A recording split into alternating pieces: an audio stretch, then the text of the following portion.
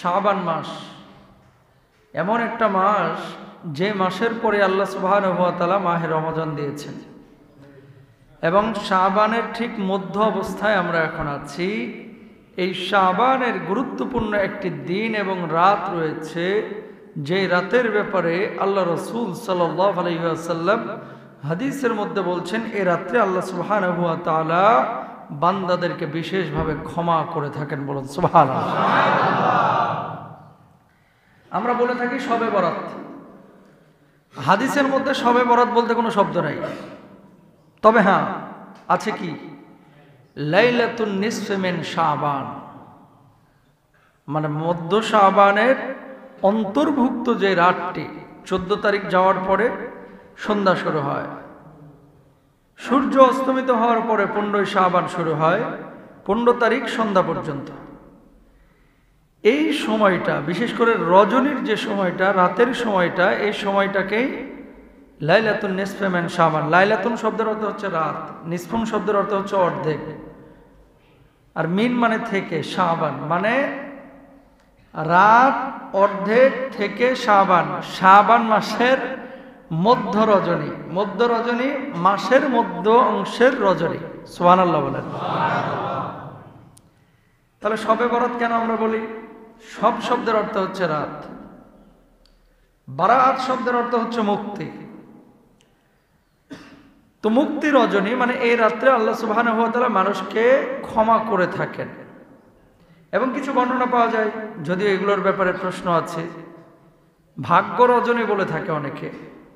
তো অধিকাংশ Islamic scholar এবং মুহাদ্দিসিনরা ভাগ্য রজনী বলতে লাইলাতুল কদরকে বোঝান, কিন্তু কেউ কেউ বলছেন যে না, এ রাত্রেও বান্দার দোয়ার কারণে আল্লাহ সুবহানাহু ওয়া তাআলা বান্দাদের যেহেতু দোয়া কবুল করেন, সেহেতু যিনি বদকার তাকে আল্লাহ সুবহানাহু ওয়া তাআলা সৎ কাজের তৌফিক দেন, যিনি গুনাহগার তাকে আল্লাহ তাআলা ক্ষমা করেন, যিনি পাপ কাজ করেছেন আল্লাহ তাকে ক্ষমা করেন, নতুন করে যদি তওবা করে ফিরে আসে আল্লাহ তাআলা তাকে নতুন করে বেড়ে ওঠা চলার তৌফিক দান করেন।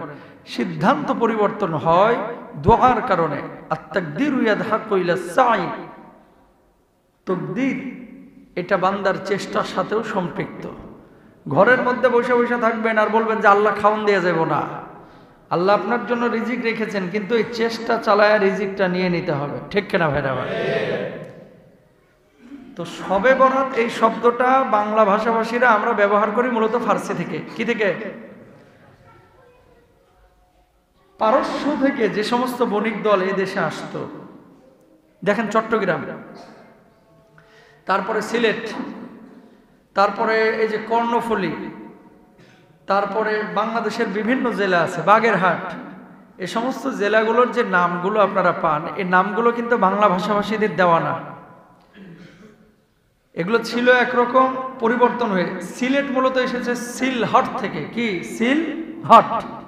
এটা আলাদা ঘটনা, ওইদিকে যাব না। আমি বুঝাইতে চাচ্ছি যে বাংলা ভাষার মধ্যে যেমনইভাবে ইংলিশের অনেক শব্দ ঢুকেছে, আরবির অনেক শব্দ ঢুকেছে, ফার্সির অনেক শব্দ ঢুকে গেছে। যেমন নামাজ, এটা আরবি শব্দ না, এটা কি ফার্সি।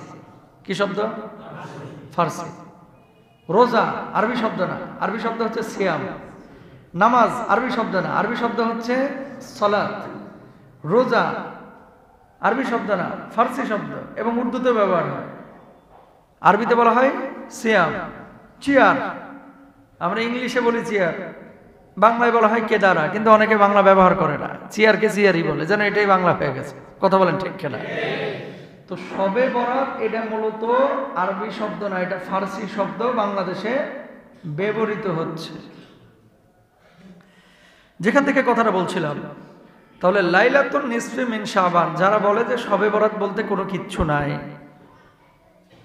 শবে বরাত বলতে হাদিসে কোনো কিচ্ছু নাই, তাহলে নামাজ বলতেও হাদিসে কোনো কিচ্ছু নাই। কথা বলেন না কেন? নামাজ বলতেও তাহলে কিচ্ছু নাই। আসলে নামাজ, শবে বরাত এগুলো হচ্ছে ফার্সি শব্দ, এগুলো নাই, কিন্তু সালাত আছে না নাই? একবার দুইবার না, আল্লাহ তাআলা 82 বার সালাতের কথা পবিত্র কোরআনুল কারীমে বলেছে। বলেন সুবহানাল্লাহ। তাহলে শবে বরাত রাসূল আকরাম সাল্লাল্লাহু আলাইহি ওয়াসাল্লাম এই যে রজনীতে কি করেছেন এবং এটা আসলে আছে কিনা। আম্মা জান আয়েশা সিদ্দিকা রাদিয়াল্লাহু তাআলা আনহা আল্লাহর নবী সাল্লাল্লাহু আলাইহি ওয়াসাল্লামের সঙ্গে ঘরে ছিলেন। নবীজি সাল্লাল্লাহু আলাইহি ওয়াসাল্লাম ঘর থেকে বের হয়ে জান্নাতুল বাকির দিকে চলে গেলেন। আল্লাহর কাছে দোয়া করছিলেন, ইবাদত বندگی করছিলেন। আম্মা জান আয়েশা সিদ্দিকা রাদিয়াল্লাহু তাআলা আনহা আল্লাহর নবী সাল্লাল্লাহু আলাইহি ওয়াসাল্লামের ব্যাপারে ধারণা করেছিলেন হয়তোবা তিনি অন্য স্ত্রীর ঘরে গিয়েছেন। নবীজির কাছে যখন গেলেন, নবীজি সাল্লাল্লাহু আলাইহি ওয়াসাল্লাম নামাজের পরে ইবাদতের পরে আম্মা জান আয়েশাকে বললেন, তুমি কি ধারণা করেছিলে আমি অন্য জায়গায় গিয়েছি? না না না আয়েশা, আজকে কি জানো এটা কোন রজনী? এটা হচ্ছে লাইলাতুন নিসফি মিন শাবান, শাবানের মধ্য রজনী। এই রজনীতে আল্লাহ রাব্বুল আলামিন নিজ আসমানে নেমে আসেন আর বান্দাদেরকে ডাকতে থাকেন, ও বান্দা আছো নাকি কেউ গুনাহগার, আমার কাছে ক্ষমা চাও, আমি আল্লাহ রাব্বুল আলামিন তোমাদের জীবনের গুনাহ খাতাগুলি মাফ করে দিব। কোন প্রয়োজন তোমার কি আছে আমি আল্লাহর কাছে বলো, তোমার প্রয়োজনগুলো আমি মিটিয়ে দেব।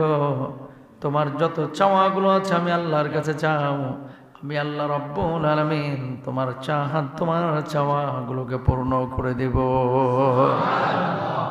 আপনি অসুস্থ, এ রাত্রে দোয়া করেন, আল্লাহ আপনাকে সুস্থ করবে।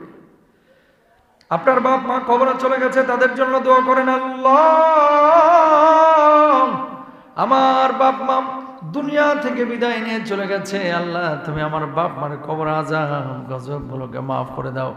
যখন এইভাবে দোয়া করবেন এই রজনীতে আল্লাহ রাব্বুল আলামিন আপনার দোয়াগুলো কবুল করবেন, বলুন সুবহানাল্লাহ। অন্য আরেকদিন আম্মা জান আয়েশা সিদ্দিকা রাদিয়াল্লাহু তাআলা আনহা আল্লাহর নবী সাল্লাল্লাহু আলাইহি ওয়াসাল্লামের পাশে শোয়া, হঠাৎ নবীজি মধ্য রজনীতে ঘুম থেকে উঠে গেলেন, জাগ্রত হয়ে গেলেন, বিছানা ত্যাগ করলেন। স্ত্রীর পাশ থেকে উঠে নবীজি নামাজে দাঁড়িয়ে গেলেন, সিজদাটা এত দীর্ঘ করলেন আম্মা জান আয়েশা পাশে নবীজিকে খুঁজে পাচ্ছেন না। নবী কোথায় গেলেন? হঠাৎ দেখলেন আল্লাহর নবী সিজদার মধ্যে লুটিয়ে পড়ে আছে। এমন দীর্ঘ সিজদা আল্লাহর নবী করেছেন, আম্মা জান আয়েশা ধারণা করেছেন আল্লাহর নবী সাল্লাল্লাহু আলাইহি ওয়াসাল্লামের মনে হয় ইন্তেকাল হয়ে গেছে। আল্লাহু আকবার।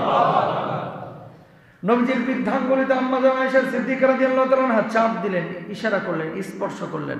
চাপ দেওয়ার পরে মানুষ যদি মারা যায় তাহলে তো কোনো নড়াচড়া করে না। নবীজির আঙ্গুলে যখন চাপ দিলেন দেখলেন আঙ্গুলটা নড়তেছে, তার মানে জানলেন যে না নবীজি জীবিত, মানে নামাজ পড়তেছে। সুবহানাল্লাহ। এত দীর্ঘ সিজদা করছেন কেন? আল্লাহ রাব্বুল আলামিনের ক্ষমার আশায়, মাফের আশায়। নবীজির জীবনে কোনো গুনাহ নাই, তারপর আল্লাহর কাছে এইভাবে দোয়া করেছে, ইস্তেগফার করেছে, এত দীর্ঘ নামাজ আদায় করেছে। আপনার আমার জীবনে গুনাহের অভাব নাই, তারপরেও আমরা আল্লাহকে ডাকতে পারি না, আল্লাহর কাছে ক্ষমা চাইতে পারি না। আল্লাহ নবী সাল্লাল্লাহু আলাইহি ওয়াসাল্লাম কি বলেছেন খেয়াল করেন, ওয়াল্লাহি লা আস্তাগফিরুল্লাহ ওয়া আতুবু ইলাইহি আকতার মিন ৭০ মাররাতান।